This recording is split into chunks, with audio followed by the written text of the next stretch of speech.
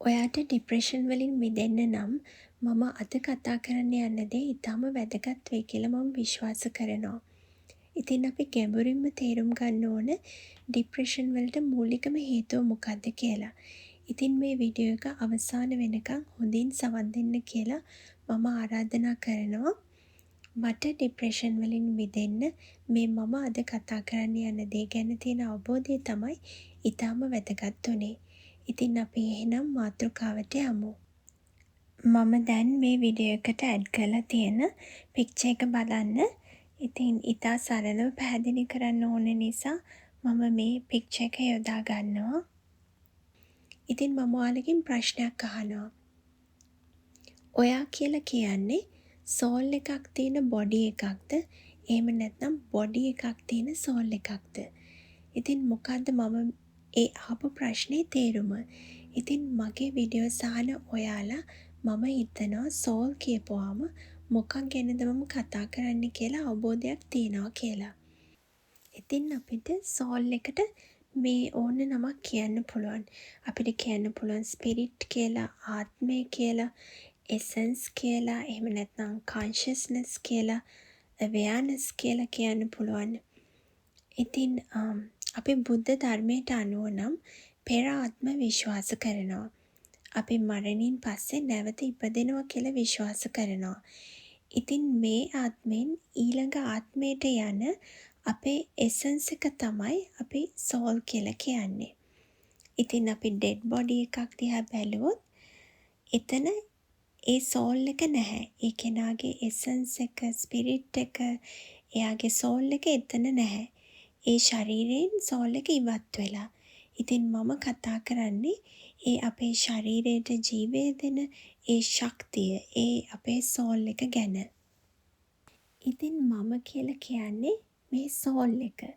මම කියලා අපි කියන්නේ ශරීරයට නෙවෙයි. ඉතින් අපි හැමෝම ශරීරයක් තියෙන සෝල්ස්. ඉතින් මේ ජීවිතයේදී අපිට ශරීරයක් ලැබිලා තියෙනවා. මේ ශරීරය තුළ සෝල් එක ජීවත් වෙන කාලයේදී පාවිච්චියට ගන්න.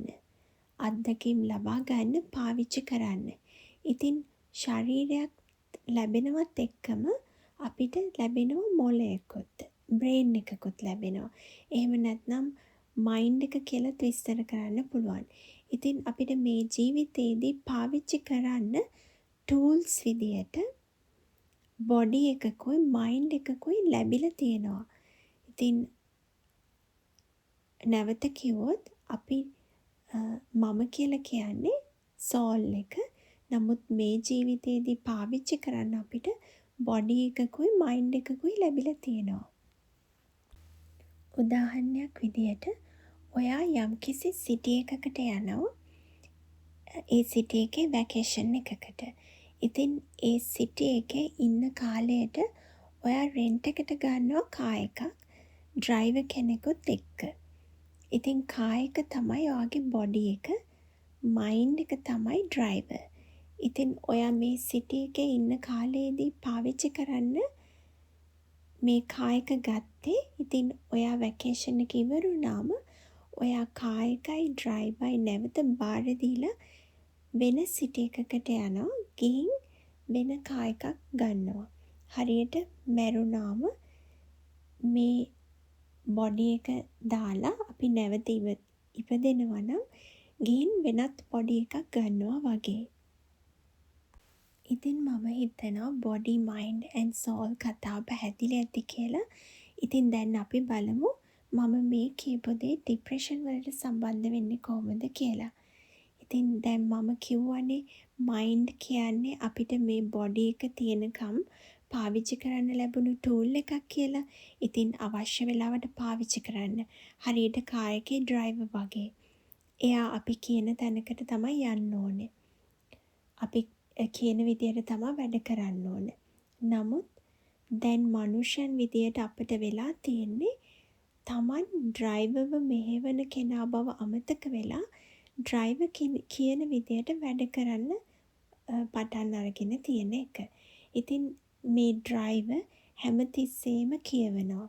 එයාගේ අතීතය ගැන කියවනවා, අනාගතය ගැන කියවනවා, තරහ ගන්නවා, දුක් වෙනවා, පසුතැවිලි වෙනවා, බය වෙනවා.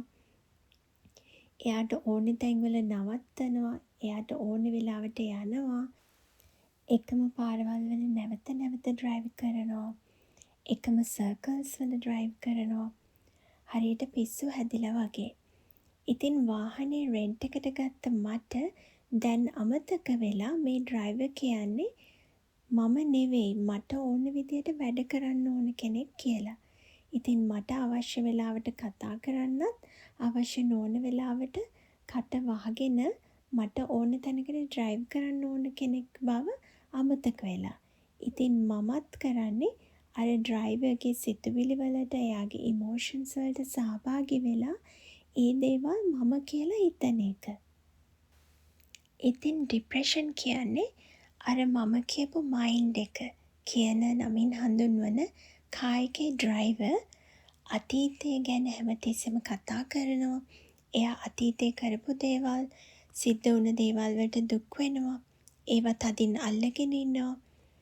අනිත් අය තමන්ට කරපු වැරදි වලට සමාව දීලා නැහැ. තමන්ට සමාව දීලා නැහැ. ඉතින් එකම සිතුවිලි දාමයක හිර වෙලා. ඉතින් සිතුවිලි කියන්නේ thoughts. ඉතින් thoughts වලින් emotions ඇති වෙනවා. දුක, තරහව වගේ. ඉතින් දැන් ඒ emotions වලින් නැවත thoughts ඇති වෙනවා. ඉතින් depressive loop එකක හිර වෙනවා. pain loop එකක හිර වෙනවා. එළියට එන්න බැරුව. ඉතින් ඒක තමයි depression ඇති වෙන්නේ. ඉතින් anxietyත් එහෙමයි අනාගතය ගැන හිතද්දී.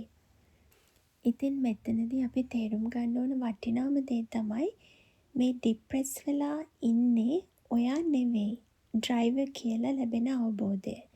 ඉතින් මයින්ඩ් එක කියන්නේ මම කියලා හිතන එක තමයි මනුෂ්‍යයන් ලොකු ඉලූෂන් එකකට අහු වෙලා ඉන්න තැන. ඉතින් ඔයාට පුළුවන් නම් ඩ්‍රයිවර්යි ඔයයි කියන්නේ දෙන්නෙක් කියලා අවබෝධ කරගන්න ඔයා ලොකු ආධ්‍යාත්මික පිම්මක් පනිනවා. ඔයාට පුළුවන්ද ඔයාගේ මනස කියන්නේ ඔයාගේ මයින්ඩ් එක දිහා පිටිපස්ස සීට් එකේ ඉඳන් ඉස්සරහා ඩ්‍රයිවර් සීට් එකේ ඉන්න ඩ්‍රයිවර් දිහා බලාගෙන ඉන්නවා වගේ බලාගෙන ඉන්න. ඒ ඩ්‍රයිවර්ගේ thoughts, emotions වලට සහභාගී වෙන්නේ නැතුව ඉන්න. ඩ්‍රයිවර් කියන්නේ මම කියලා හිතන්නේ නැතුව ඉන්න. මේක තමයි අපි ආධ්‍යාත්මික ජීවිතේ ලොකු වටිනාම අවබෝධයක් ලැබෙන තැන, ලොකුම ප්‍රඥාවක් ඇතිවන තැන. ඉතින් මේ අවබෝධය තුළින් ඔයාට දකින්න පුළුවන් ඇත්තටම මේ එන ડિප්‍රෙසිං සිතුවිලි ඔයා නොවන බව. ඒ දේවල් වලින් ඔයාව හඳුනා ගන්න, ඔයාව ඩිෆයින් කරන්න අවශ්‍ය නැති බව ඔයාට අවබෝධ වෙනවා. මට ડિප්‍රෙෂන් තියෙනවා, මට ඇන්සයිටි තියෙනවා කියලා කියන්නේ නැතුව, මම ડિප්‍රෙස් කෙනෙක්, මම ඇන්ෂස් කෙනෙක් කියලා කියන්නේ නැතුව, ඒ එන ડિප්‍රෙසිං, ඇන්ෂස් thoughts දිහා බලාගෙන ඉන්න. ඒ thoughts, emotions වලින් තමන්ව අයිඩෙන්ටිෆයි කරගන්නේ නැතුව, බැක් සීට් එකේ ඉඳගෙන ඩ්‍රයිවර් දිහා බලාගෙන ඉන්නවා වගේ සිතුවිලි දිහා බලාගෙන ඉන්න, ජජ් කරන්නේ නැතුව බලාගෙන ඉන්න අපිට පුළුවන් නම් අපිට ලොකු ආධ්‍යාත්මික අවබෝධයක් ලැබෙන්න පටන් ගන්නවා. ඉතින් ඊගෝ කියලා කියන්නේ මයින්ඩ් එක විසින් හදාගත්ත, මම කියලා හදාගත්ත අයිඩෙන්ටිටි එකක්. ඉතින් ඒක ඉලූෂන් එකක්. ඉතින් බුදුරජාණන් වහන්සේත් මම කියලා කෙනෙක් නැහැ කියලා අදහස් කරේ මේ දේ. ඉතින් මම අර කලින් කියපු ඩ්‍රයිවර් තමයි මිනිසුන් මම කියලා හිතාගෙන ඉන්නේ. නමුත් ඇත්තටම මම කියලා කියන්නේ පිටිපස්ස සීට් එකේ ඉඳගෙන ඉන්න සෝල් එක, අවයානස් එක, එහෙම නැත්නම් කන්ෂස්නස් එක තමයි. ඉතින් ඩ්‍රයිවර් තමයි ඊගෝ එක. ඉතින් ඉතා සරලව පැහැදිලි කරොත්. ඉතින් ડિප්‍රෙස්ඩ් මිනිස්සුන්ට වෙලා තියෙන්නේ ඩ්‍රයිවර් එක තැන කායක සර්කල්ස් වගේ ලූප් වෙවි එකම තැන කායක ඩ්‍රයිව් කරනවා වගේ එකම thoughts, emotions, cycles වල හිර වෙලා ඒ වගේ මිදෙන්න බැරුව තමන් ඩ්‍රයිවර් කියලා හිතාගෙන එකම ලූප් එකක හිර වෙවි ඉන්න නිසා තමයි ડિප්‍රෙෂන් ඇති වෙන්නේ. ඉතින් තමන්ගේ thoughts and emotions back seat එකේ ඉඳගෙන ජජ් කරන්නේ නැතුව බලාගෙන ඉන්න පුළුවන් නම් ඉතින් ඒක තමයි කරන්න ඕනේ අපි ડિප්‍රෙෂන් වලින් මිදෙන්න නම්. ඉතින් ඉංග්‍රීසි වලින් mindfulness practice කියලා කියන්නේ මේ දේ තමයි. ඉතින් මගේ වීඩියෝස් බලන හැමෝම වගේ රිලේෂන්ෂිප්ස් නිසා දුකින් එන අයනේ. ඉතින් ඔයාට දුකින් මිදෙනවා නම් මේ මම අද කතා කරපු දේ පිළිබඳව තියෙන අවබෝධය ඉතාමත් වැදගත් වෙනවා. මොකද ඔයා දුකින් ඉන්නවා නම් ඔයා ඉන්නේ දුක හිතෙන ලූප්ස් වල ඔයාගේ thoughts and emotions හිර වෙලා. ඉතින් මයින්ඩ් එකේ ග්‍රහණයෙන් මිදෙන්න පුළුවන් නම් ඒ තමන් හිර වෙලා ඉන්න දුකින් මිදීමක් සැනසීමක් ඇති කරගන්න පුළුවන්. ඉතින් මම මේ ගැන ඉස්සරහට නැවත වීඩියෝස් වලින් කතා කරන්නම්. ඉතින් මම හිතනවා මේ වීඩියෝ එක ඔයාලට ඉතා වැදගත් වෙයි කියලා ඔයාගේ දුකින් ඉන්න හදවත සුවපත් කරගන්න. ඉතින් නැවත වීඩියෝ එකකින් හමු වෙමු.